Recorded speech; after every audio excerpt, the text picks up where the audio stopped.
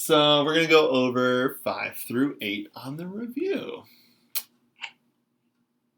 So I hope everyone in the call has actually already done 5 through 8, or at least looked at them and attempted them, or at least visualized what they would do to solve. So, number 5. So we've got a cylindrical popcorn bucket. It's 10 inches tall and holds 400 cubic inches of popcorn.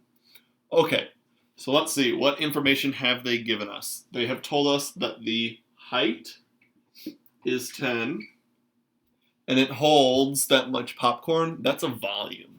So they told us that the volume is 400. Okay, and the directions say find the radius. All right, so I've got this cylinder. I don't know the radius, but what I do know is this is 10, and the volume is 400. Okay, so I'm going to write my volume formula. Volume formula of a cylinder. Hopefully you wrote that down on the first 2 pages of your review. It's going to be pi r squared height. Okay, this is our volume formula of a cylinder. Now what we're going to do is we're going to plug in what we know. So if you look closely at this, we have a couple of unknowns. Okay, v is an unknown. Pi is a number. We know what pi is. R is an unknown, and h is an unknown. So we can only solve if we know 2 out of the 3, and we do. So our volume is 400. So I'm going to replace the v with the 400 equals pi. I don't know r. It does not tell us what r is. And the height is 10, is what it says. So now I have this equation, and I have to solve for r. So I got to get rid of everything that's not r on the right side. So I'm going to divide both sides by 10. Okay, so 400 divided by 10, better be able to do that in your head. Okay, so now I got that. Now I have to get rid of pi, so I'm going to divide both sides by pi. Cancel.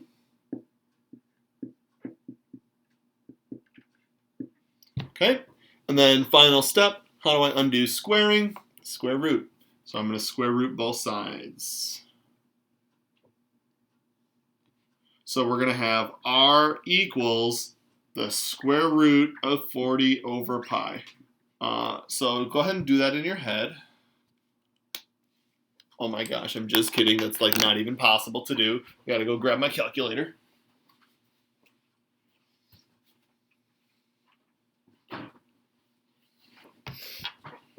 Okay.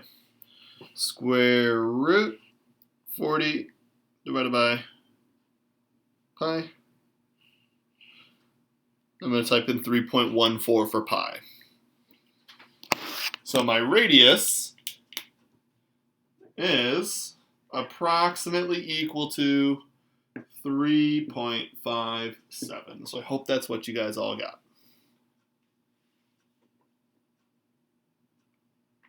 Okay, that's number 5. Let's take a look at number 6.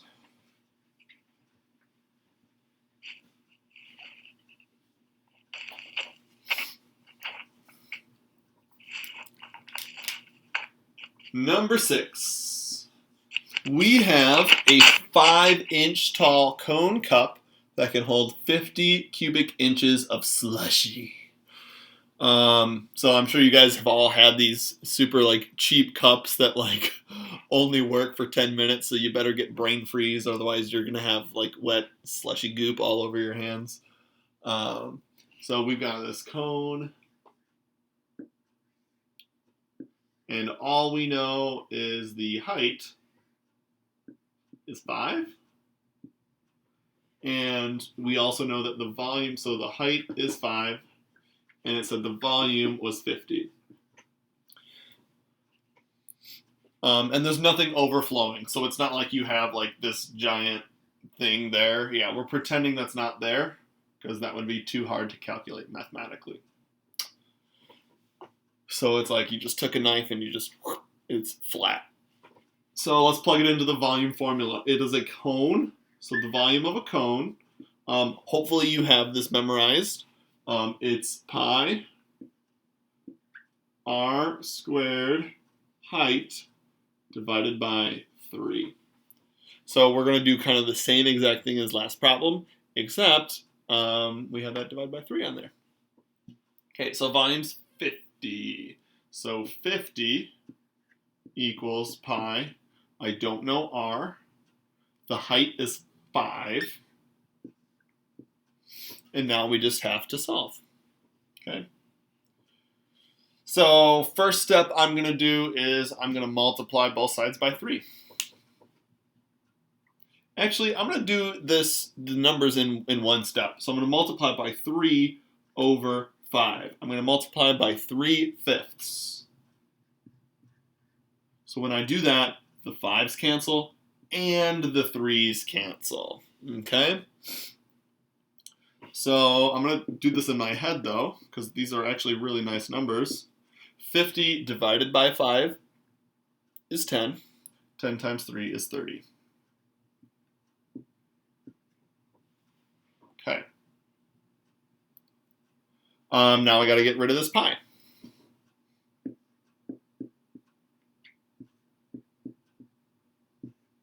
So now I know r squared is 30 over pi. Hey, this looks very similar to the last one. Okay, and then I'm going to square root. So let's type it all in. Square root of 30 divided by pi this time. So only one digit needs to change. So my radius ended up being approximately equal to 3.09. You have to tilt it down a little more.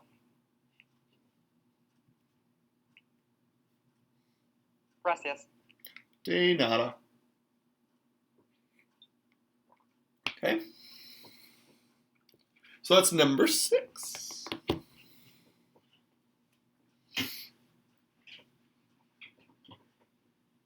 And let's do our last shape, basic shape, number 7.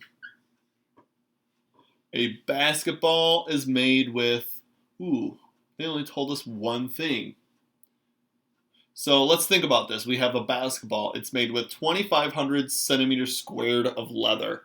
Where is the leather? Well, that's the outside of the ball. So it's telling us surface area this time. So we want to get our surface area formula of a sphere. And this is the one that's like all the kids said was easy to memorize. It's just 4 pi r squared. Okay? And it says it's made with 2,500. That is the surface area. That's how much leather is on the outside. Okay? So now we just have to solve this. So I'm going to divide by... actually, let's just do it in one step again. It worked out nicely the last time. I'm going to divide by 4 pi.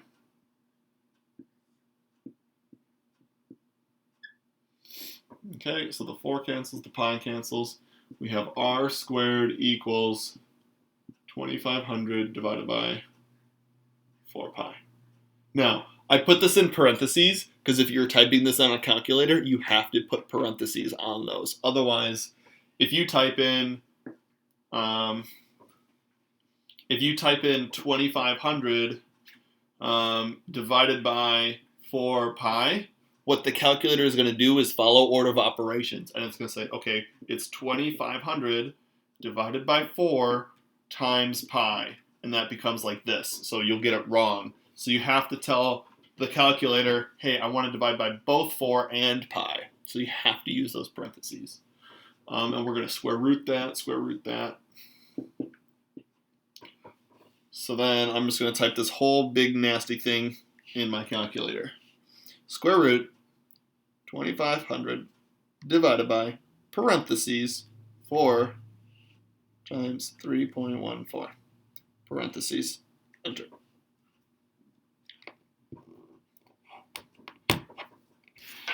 Okay, so this is what I typed in, and that's what I got.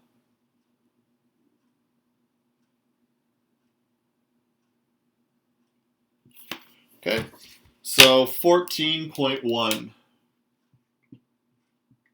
Okay, so I thought I did this correctly, but that is not correct. So, like, this basketball, the radius of the basketball is 14.1 inches. So, the diameter of the basketball is what, 28.2? So, this basketball is like this big. It's almost 3 feet big. Oops. I don't think my brother would want to play with that type of basketball. Man, that thing's like. It's huge. It's like a 3-foot wide basketball. I'm wondering if I have any objects that are even close to that big in here. No, I don't don't. even think a rim could fit that type of basketball through it. Oh, I mean, it could, but like it's close to a 3-foot square, okay, or sphere. I mean, so it's a big sphere. It's a big ball. So it's clearly not regulation basketball. All right, and then number 8, this is our advanced question. So what I did is I tried to give you like step by step what should you do in order on the bottom. So the first thing we have to do is find volume. So we've got all of this information. Let me just draw my diagram.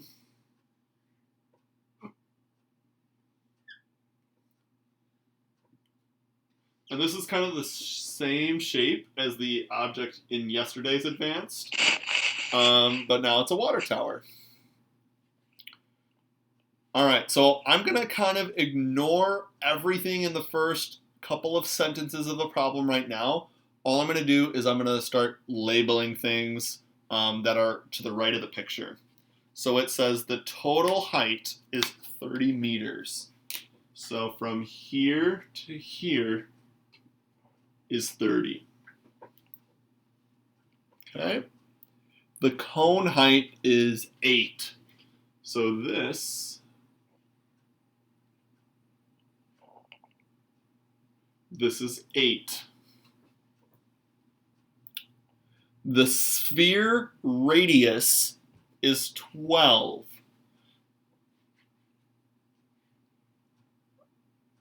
Oh, shoot. No. I messed up. It's supposed to be 12. Oh, no. I'm good. Okay, good. Whew. So this is 12. This is also 12 because it's a sphere.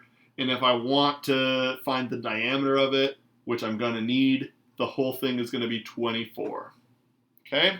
So also, since this is 12, this is going to be 12. Cool. So the radius of all the circular objects is 12. I thought I messed up there. Whew, I didn't. Okay, so the entire height being 30 doesn't actually help me.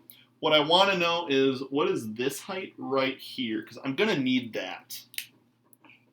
So knowing that the whole thing is 30, this chunk is 8. So everything down below that is 30 minus 8, which is 22. So all of this is 22. And we know this chunk is 12, so 22 minus 12 is 10. So the height of the cylinder part is 10. Now that I know that, I can erase this 30. Okay. So this is a very long problem. It's very difficult. I know yesterday was super difficult. This is actually probably going to be easier than yesterday's. Well, maybe not. It's just different than yesterday's. The first half will be easier because it's volume and it's not surface area. So let's see. Let's find the cone volume first. So what is the volume of this top portion of the object? So the volume, I'll do V sub C. That's like subscript. It's like reverse exponent. The volume of the cone is going to be equal to, well, let's see. It's pi r squared height divided by 3. Okay, so let's start plugging things in. It's going to be pi times the radius is 12. The height is 8. I think this is probably going to be a pretty... I think this problem is going to need decimals, so I'm just going to type it all in. I'm not going to try to do pi. I'm just going to do 3.14 right off the bat. 3.14 times 12 squared times 8 divided by 3. Did I get everything right? Okay, good. So the volume of my cone is approximately 1205.76.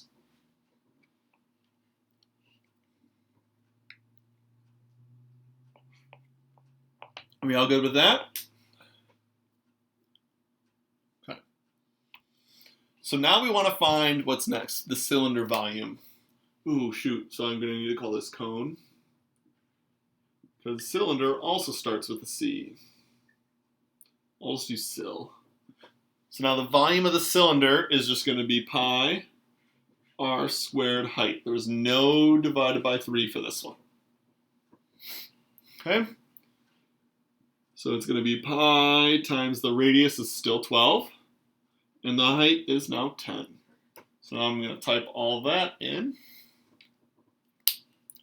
3.14 times 12 squared times 10. Ooh, that's pretty big. So it's going to be approximately equal to 4,521.6. Now I'm going to do the volume of the sphere.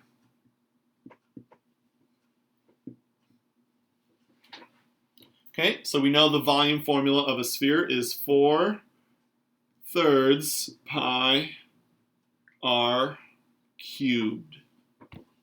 So all we need to know is the radius for this thing, and we know that's 12. So let's plug it in. 4 divided by 3 times 3.14 times 12 to the third power. This thing's going to be giant. Okay, so it's 7,000 something. But I just realized that I forgot something. This is not a sphere. It's half a sphere. So I'm going to take all of this. I'm going to sneak in a 1/2 times. So I need to take half of whatever I get because it's half of a sphere. So I'm going to take my answer that I forgot to do. I'm going to do times 0.5. All right, so I got now approximately equal to 3617.28.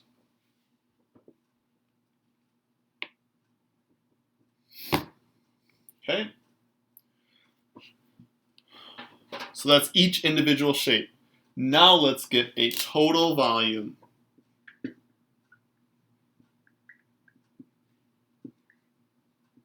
Add these three numbers up. What do we get?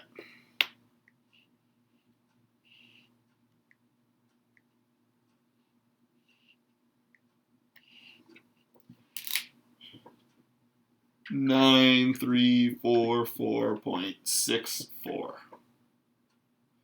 And if you're wondering how I did that so quickly, remember you can actually just tap on your screen. I just tapped the 7234 whatever. Press enter and it just copied it in. I didn't have to type in all those digits. I was going to write it all down. Yeah, that's extra work. I'm a master of efficiency. Aww. So this is our total volume. Okay, so I've already asked that we kind of like ignore the first couple of sentences.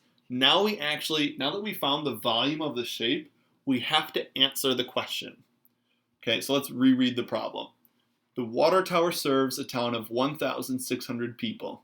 Each person uses 80 gallons per day. There are 264 gallons per cubic meter of water. How much longer will the water supply last if it's 40% full? So there's like 4 or 5 more steps that we have to do that are not necessarily related to volume or surface area, but are skills that we need to be able to know as mathematicians. Okay, so our volume, this is in cubic meters. So now we really don't care about cubic meters anymore. We care about gallons.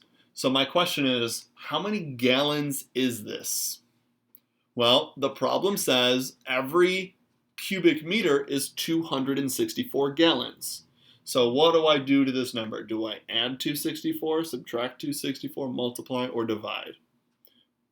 Well, let's think. If 1 cubic meter is 264, the number of gallons is more. So I'm going to multiply this by 264. So total gallons.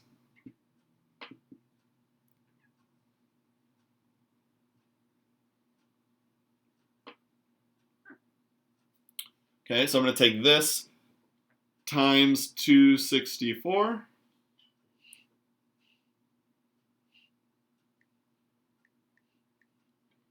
And holy moly, we are dealing with just gigantic numbers.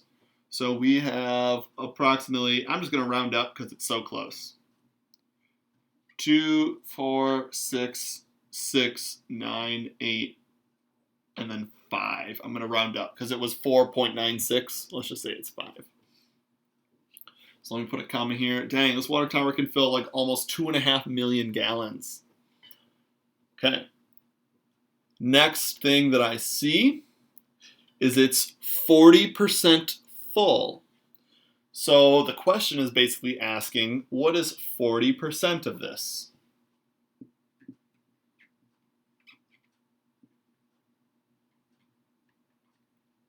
Do you guys remember how to do 40%? 40% is 0.40. So I'm going to do that answer times 0.40 because that's 40%. Okay? So 40% of this is going to be 986,794. So this is how many gallons are currently in this weird shaped water tower. Oh, I forgot. The water tower is smiling. You can tell in the picture, just like you all are. Everyone smiles when they do math. Okay. Please, can you make it a straight line, please, for that joke? Can you just, like, fix this by basically make it a straight line? No. Curve it down on the Absolutely not. He's smiling. All right. So this is how many gallons we have in the water tower right now. Now it says we have 1,600 people and each person uses 80 gallons per day. So if we have 1,600 people, each using 80 gallons per day, how many gallons per day do we use? 1,600 times 80. So we use 128,000 gallons per day.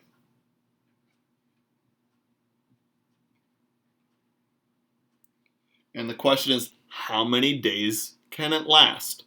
So if I use this many, and I have this many, what do I do with these two numbers to find my answer?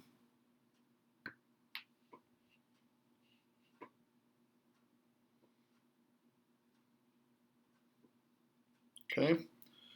A lot of kids struggle with figuring out what do we do? Do we multiply, add, subtract, divide? What is it? Do we square root? So I always use dummy numbers. So let's pretend our numbers are easier. Let's say I have 10 gallons and I use 2 per day. How many days is that going to last? Obviously 5, right? So what did you do in your head to find that 5? Well, you took the number of gallons total and you divided by the numbers that we use per day. So if we have a total of 10, 2 per day, 10 divided by 2 is 5 days. So we're going to do the same thing, except now we're going to use our real numbers. We're going to take our 986,794 gallons, and we're going to divide by the 128,000 that we use. So that giant number divided by 128,000. How many days will this water tower last without needing to be refilled? And I got 7.71 days.